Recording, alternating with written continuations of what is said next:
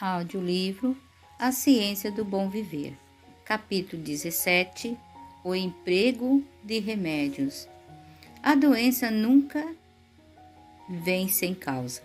O caminho é preparado e a doença convidada, pela desconsideração para com as leis da saúde. Muitos sofrem em consequência da transgressão dos pais, embora não sejam responsáveis pelo que seus pais fizeram. É seu dever procurar verificar o que é e o que não é valioso das leis da saúde. Violação das leis da saúde. Devem evitar os hábitos errôneos de seus pais e, mediante uma vida correta, colocar-se em melhores condições. No entanto, a maioria sofre devido à sua própria direção errônea. Desatentem aos princípios da saúde por seus hábitos de comer e beber, vestir e trabalhar. Sua transgressão das leis da natureza produz infalíveis resultados, e ao lhe sobrevir a doença, muitos não atribuem seu sofrimento à verdadeira origem, mas murmuram contra Deus por causa das suas aflições. Ele, porém, não é responsável pelo sofrimento que se segue ao menosprezo da lei natural. Deus nos dotou com certa quantidade de força vital, formou-nos também com órgãos adequados à manutenção das várias funções da vida e designa que esses órgãos trabalhem de forma conjunta, em harmonia. Se preservarmos cuidadosamente a força vital, mantendo o delicado mecanismo do corpo em ordem, o resultado é saúde. Mas se força vital esgotada, muito rapidamente o sistema nervoso toma emprestado de suas reservas a energia necessária para o uso. E quando um órgão é prejudicado, todos são afetados. A natureza sofre muito abuso sem aparente resistência. Desperta-se então fazendo decidido esforço para remover os efeitos do maltratamento a que foi submetida.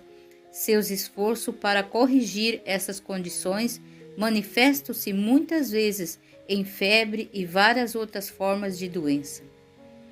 Remédios racionais. Quando o abuso da saúde é levado tão longe que traz em resultado a enfermidade, o doente pode muitas vezes fazer por si mesmo o que ninguém mais pode fazer.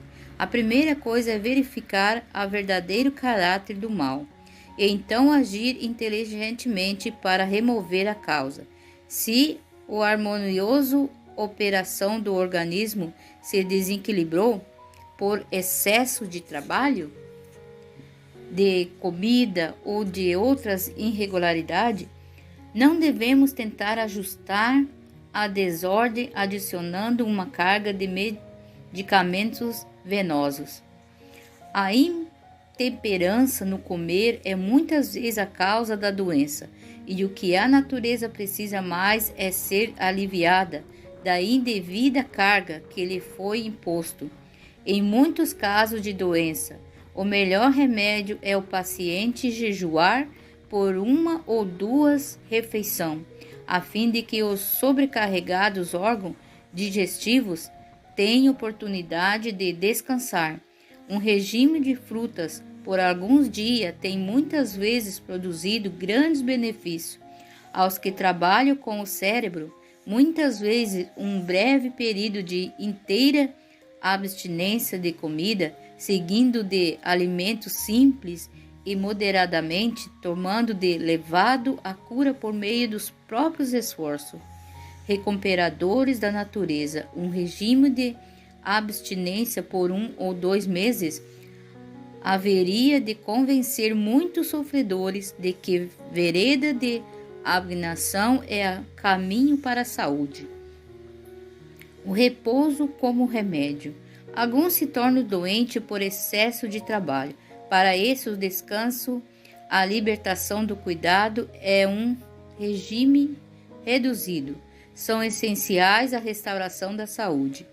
Para os que estão mentalmente fadigados e nervosos devido ao trabalho contínuo e restrita limitação de ambiente, uma visita ao campo, onde podem viver uma vida simples, livre de inquietação, pondo-se em íntimo contato com as coisas da natureza, será muito salutar.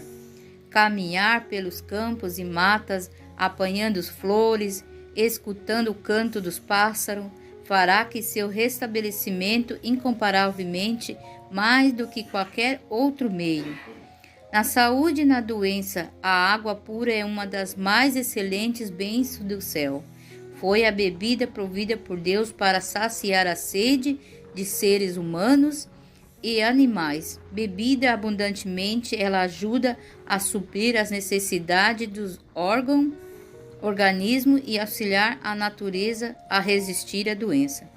A aplicação externa da água é um dos mais fáceis e satisfatórios meios de regular a circulação do sangue. Um banho frio ou fresco é um excelente tônico. O banho quente abre os poros, auxiliando assim na eliminação das impurezas. Tanto os banhos quentes quanto os neutros acalmam os nervos e equilibram a circulação. Existem muitos, porém, que nunca aprenderam por experiência os benefícios e efeitos do devido uso da água e têm medo dela. Os tratamentos hidroterápicos não são apreciados como deviam ser, e aplicá-lo bem requer trabalho, que muitos não estão dispostos a realizar. Mas ninguém devia se sentir desculpado de ignorância ou indiferença neste assunto. Há muitas maneiras pelas quais a água pode ser aplicada para aliviar o sofrimento e combater a doença. Todos devem tornar-se entendidos no emprego dela. No simples tratamento doméstico, as mães especialmente devem saber tratar de sua família tanto na saúde quanto na enfermidade.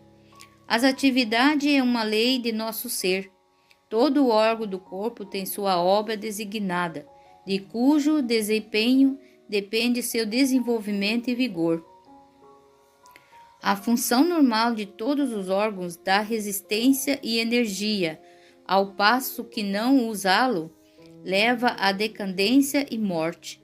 Se você amarrar um de seus braços, deixando-o preso, mesmo que seja por poucas semanas, e depois soltá-lo, verá que se acha mais fraco do que o outro, que se manteve em uso moderado durante o mesmo período.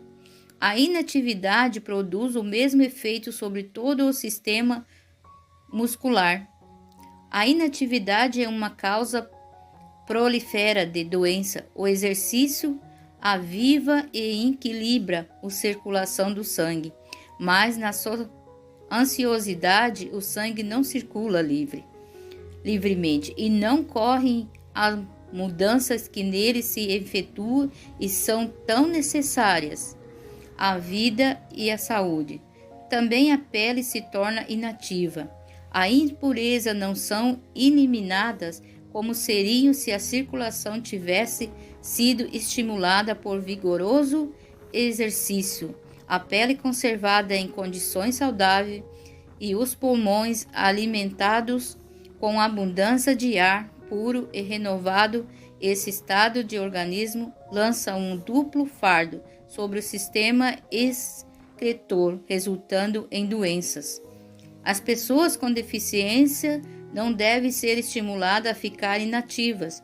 Se houver sobrecarga em qualquer sentido, o repouso total por algum tempo impedirá por vezes uma doença séria, mas no caso de incapacidade crônica, raramente é necessário submeter toda a atividade.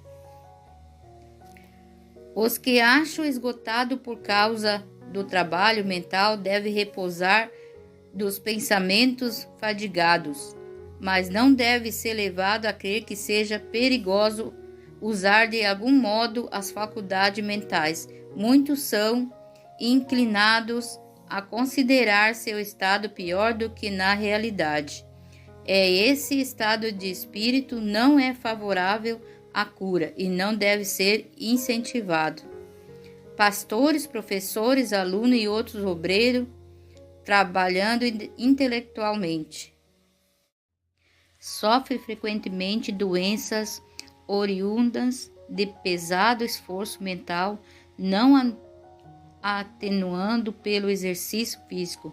O que essas pessoas precisam é de uma vida mais ativa, hábito de estrita temperança no viver, ao lado do conveniente exercício, assegurariam vigor, tanto físico quanto mental, dando a capacidade de resistência a todos os obreiros que trabalham com o cérebro.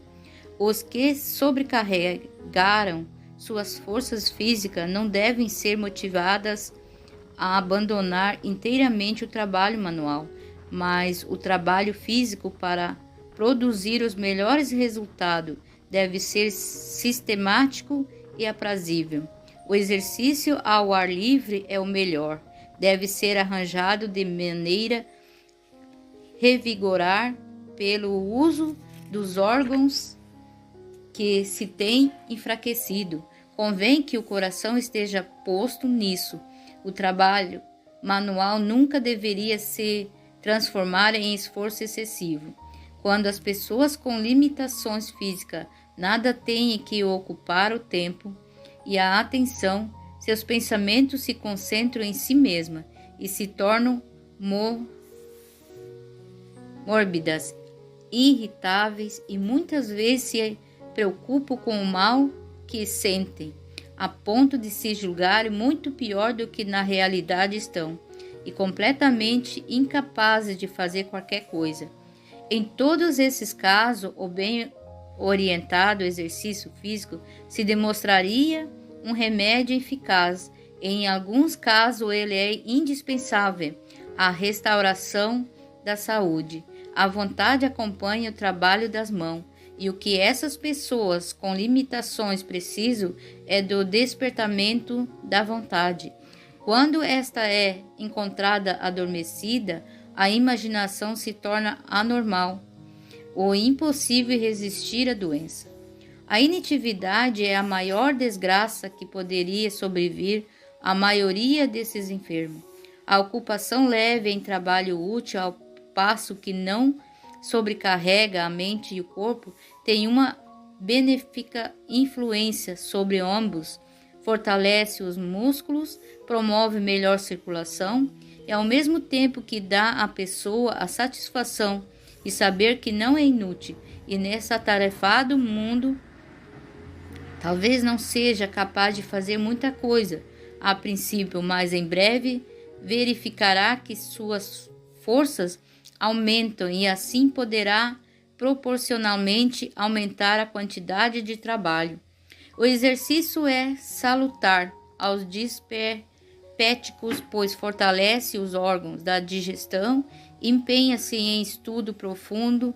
O exercício físico intenso imediatamente depois de comer atrapalhar o processo digestivo. Mas um pequeno passeio depois da refeição com a cabeça erguida e os ombros para trás é de grande benefício. Apesar de tudo que se diz a escrever sobre sua importância, existem ainda muitos que negligenciam o exercício físico. Muitos se tornam corpulentos porque o organismo está carregado e outros ficam magros e fracos por terem exaurido suas forças vitais para dar conta do excesso de comida. O fígado é sobrecarregado em seu esforço de limpar o sangue das impurezas, o que resulta em doença. Aqueles cujos hábitos são sedentários devem, quando o clima permitir, fazer exercício ao ar livre todos os dias, seja verão ou inverno. Caminhar é preferível a andar a cavalo ou de carro, pois movimenta mais músculo os pulmões são forçados a uma ação benéfica e uma vez que é impossível andar em passo rápido sem os dilatar. Tal exercício seria em muitos casos melhor para a saúde do que remédio. Os médicos aconselham muitas vezes seus pacientes a fazer uma viagem marítima, a ir a alguma estação de águas minerais ou visitar diversos lugares em busca de mudança diárias, quando na maioria dos casos, se eles comessem moderadamente e fizessem animado e saudável exercício, recuperariam a saúde, economizando tempo e dinheiro.